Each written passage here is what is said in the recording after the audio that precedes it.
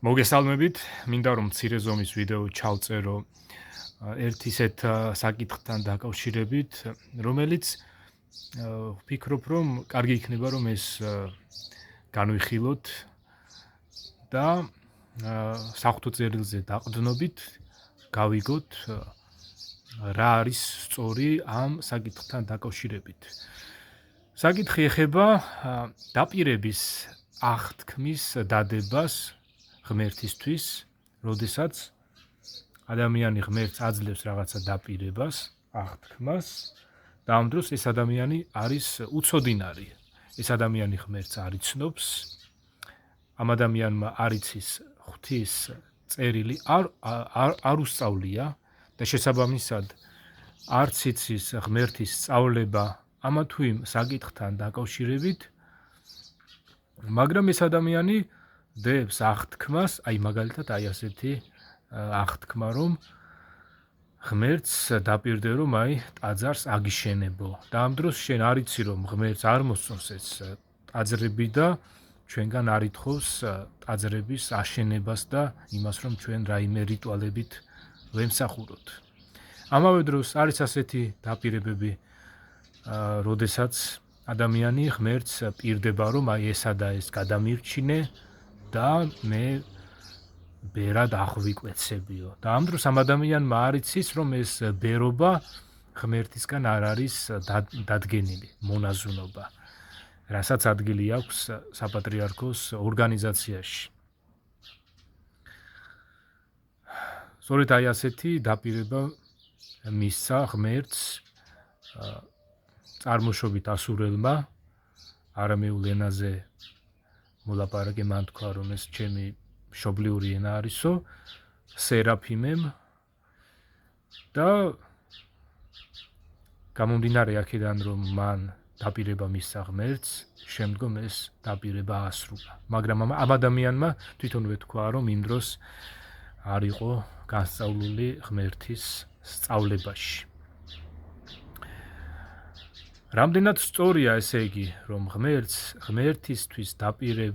ღმერთისთვის მიცემული დაპირება, რომელიც ადამიანმა უმეცრებაში მისცა ღმერთს, ის რომ აუცილებლად უნდა შეუსრულოს ღმერთს, როდესაც იგი გონს მოეგება და ქრისტიანი გახდება და ისწავლის რა არის იესო ქრისტეს სწავლება.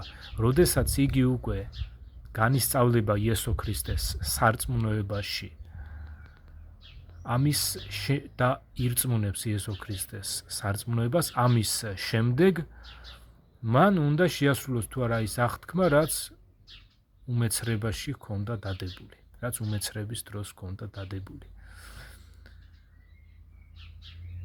ბიბლიაზე დაყრდნობით შემიძლია თამამად თქვა ის, რომ ადამიანმა ესე იგი უმეცრებაში დადებული დაპირება არ უნდა შეასრულოს,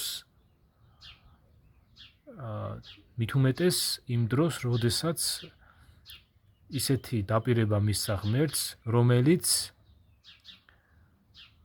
ღმერთისთვის არ არის მოსაწონი.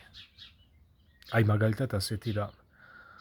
თუ კი ადამიანმა ღმერთს მისცა დაპირება, რომ იგი ქრისტიანებს დახოცავდა, სადაც კი შეხვდებოდა მათ, წარმოუდგინოთ ასეთი რამ, რომ ადამიანს სჯერა, აქვს მას ასეთი წარმოდგენა, ასეთი რამის სჯერა, რომ ქრისტიანთა მოკლით იგი ღმერთს აამებს. ისევე როგორც თქვათ, პავლე მოციქული იყო ასეთი, სანამ იგი მოციქული გახდებოდა, ესე იგი წარსულში, პავლე იყო ასეთი, რომ ქრისტიანებს სდევნიდა იგი. თქვათ ადამიანმა მისცა ღმერთს ასეთი დაპირება, რომ ქრისტიანებს უსათუოდ სცემდა, აწამებდა, სანამ ისინი ქრისტეს არ უარყოფდნენ, ან თუ ისინი ამას არ გააკეთებდნენ, ქრისტიანებს დახოცავდა. და ეს აღთქმა და დაპირება მისცა ადამიანმა ღმერთს. შემდგომში მან ისწავლა იესო ქრისტეს წერილი, ბიბლია, გაიგო, რომ აქამდე არასწორად იქცეოდა თუ კი ვინმე ქრისტიანი მოუკლავს მას ეს არასწორი იყო და თვითონ ის აღთქმაც დაპირებაც რაც ღმერთს მისცა მანამდე ისიც არასწორი იყო.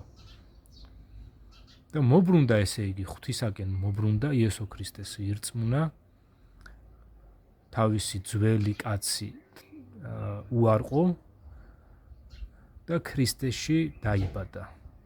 ქრისტეში იესო ქრისტესადმი რწმენით დაიბადა, იესოსადმი რწმენით განიწმინდა თავისი ცოდვებისაგან და ხელახლა იშვა, ესე იგი ზეციდან იშვა იესო ქრისტეს სიტყვის მეშვეობით, იესო ქრისტეს სახარების მეშვეობით. ეხლა ამ ადამიანმა უნდა შეუსრულოს თუ არა ღმერთს ის ძველი აღთქმა, ძველი დაპირება, რაც იმ დროს მისცა ღმერთს, როდესაც იგი უმეცარი იყო.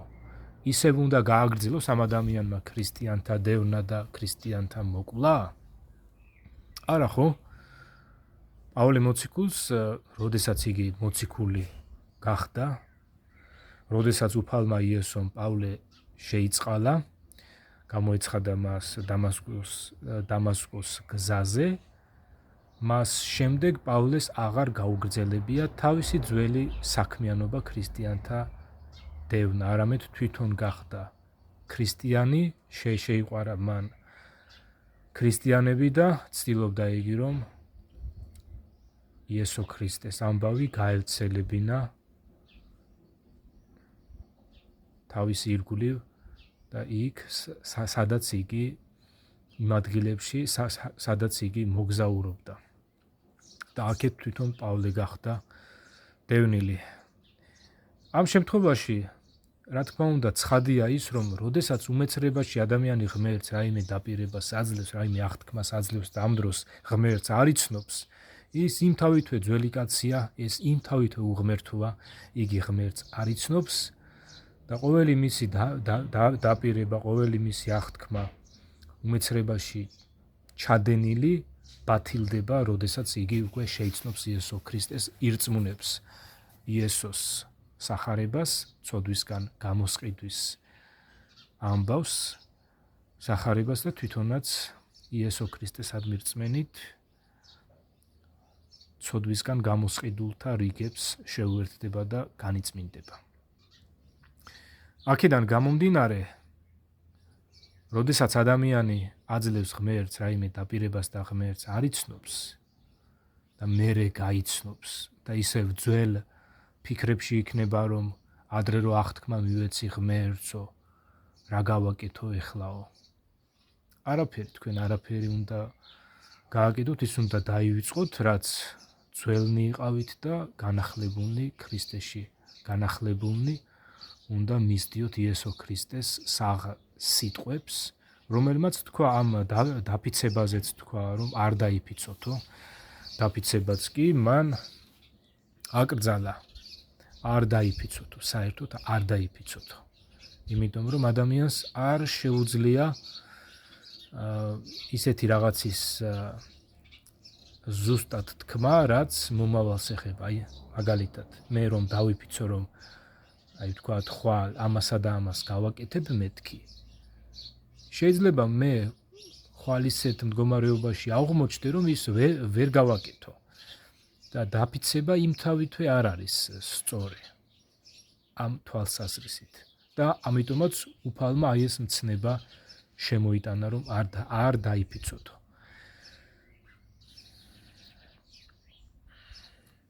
პირადად ჩემზე მინდა ვთქვა ასეთი რამ, რომ როდესაც მე ადრე უმეცარი ვიყავი, ღვთის სწავლებაში გაურკვეველი ვიყავი, არ ვიცნობდი იესო ქრისტეს სწავლებას, ძალიან ფრაგმენტალურად ვიცნობდი, სრულად არ ვიცნობდი, ბიბლია არ მქონდა იმ დროს სრულად შესწავლილი, ღმერთს გარკვეული მიზეზების გამო მივეცი აი ასეთი დაპირება, ერთგვარი აღთქმა, რომ მას ტაძარს ავუშენებდი, თუ კი მე მექნებოდა ამისი ეკონომიკური შესაძლებლობა.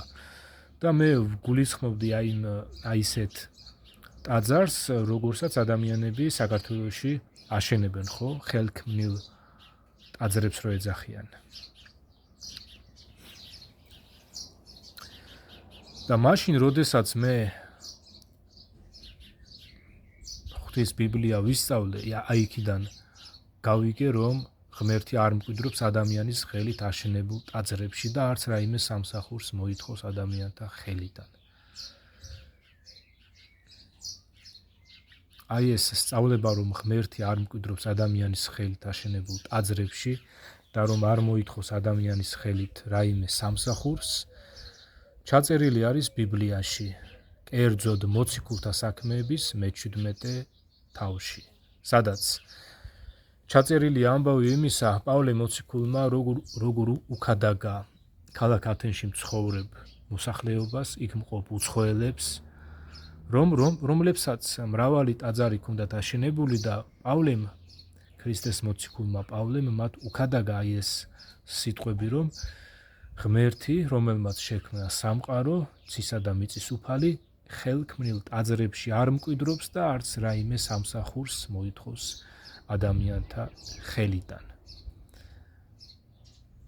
იგივე რამ, ესე იგი, რომ ღმერთი არ მკვიდრობს ადამიანის ხელით აშენებულ ტაძრებში, ქრისტიანმა სტეფანემ, ქადაგებელმა, იესო ქრისტეს სახარებისა ქადაგებელმა სტეფანემ უქადაგა ებრაელ მღვდელმთავრებს და ებრაელებს, სხვა ებრაელებს, ესე იგი, რომლის ქადაგებაც ჩაწერილი არის იგივე ბიბლიაში, მოციქულთა საქმეების მე-7 თავში. წაიკითხეთ ეს, ვისაც აქამდე არ წაგიკითხავთ, წაიკითხეთ. ამავე დროს ქრისტეს შობამდე დიდი ხნით ადრე ესაია წინასწარმეტყველის პირით ღმერთმა ადამიანებს უთხრა, რომ ესე იგი ტახტია ჩემი, მიწა ჩემს ფეხთა სადგამი და სად არის ის სახლი, სად არის ის ადგილი, სადაც სახლს მიშენებთო. ჩემმა ხელმა შექმნა ყოველივე ეს და ასე გაჩნდაო და ესე იგი მე თქვენი ხელით აშენებული სახლი არ მინდაო, იმიტომ რომ ტახტია ჩემი, მიწა ჩემს ფეხთა სადგამიაო. ესე იგი ღმერთმა ეს მეტაფორულად ილაპარაკა, რომ ტახტია ჩემი, მიწა ჩემს ფეხთა სადგამი და სად არის ახლა სახლი რომ ამიშენოთ და იქ მომათავსოთ, ესე იგი. ამიტომაც ესე იგი მე როდესაც ეს გავიგე და ამავე დროს იესო ქრისტეს სახარებაც გავიგე რა არის, რომ ესე იგი იესო ქრისტემ თავისი მსხვერპლ შეწირვითა და თავისი სისხლით მე გამომისყიდა ცოდვისგან და მე მხოლოდ ის მართებდა, რომ ამისი მერწმუნა და იესო ქრისტე მეღიარებინა. მერწმუნა მისი მიმეღო იგი, მიმეღო ჩემს უფლად და ჩემს მხსნელად და აი ამ რწმენით მართლდებოდი მეც და მე ვირწმუნე მისი და აი ამ რწმენით ქრისტეს სიტყვისამებრ მეც გავმართლდი, ისევე როგორც პირველ საუკუნეში ცხოვრები ქრისტიანები გამართლდნენ, ვინც იესო ქრისტეს სიტყვა მიიღო. და მე უარი ვთქვი იმ ჩემს უმეცრებაზე და იმ უმეცრებაში დადებულ აღთქმაზე, დაპირებაზე, რაც მე უმეცრებაში მივეცი ღმერთს. ამიტომაც, თუ თქვენგან ვინმე ხართ აი ასეთი, შეისწავლეთ ღვთის სწავლება ბიბლიიდან, მიიღეთ განათლება ბიბლიის მეშვეობით და გაატარეთ რეფორმები, ესე იგი ღმერთს მიეცდე, თლიანად ჩააბარეთ თქვენი თავი, რომ მან დაგბადოთ.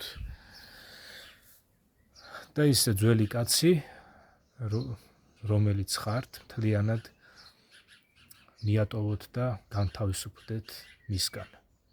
ქრისტეში დაიბადოთ ახალ ქმნილებად. აი ეს არის ღვთისათვის, იესო ქრისტესათვის მოსაწონი და ეს არის თქვენთვის აუცილებელი, თუ გინდათ რომ იცოცხლოთ. ვინაიდან უფალმა იესომ თქვა, რომ ვინც მის სახარებას არ ირწმუნებს, იგი განიკითხება თავისი ცოდვების გამო, ხოლო ვინც იესო ქრისტეს სახარებას ირწმუნებს, იგი აღარ განიკითხება, აღარ წარუდგება სამშავროს და აღარ მოეკითხება თავისი ცოდვილობის გამო, არამედ ქრისტეში განიწმინდება. სულ ეს იყო რაც მინდოდა თქვენთვის მეთქვა.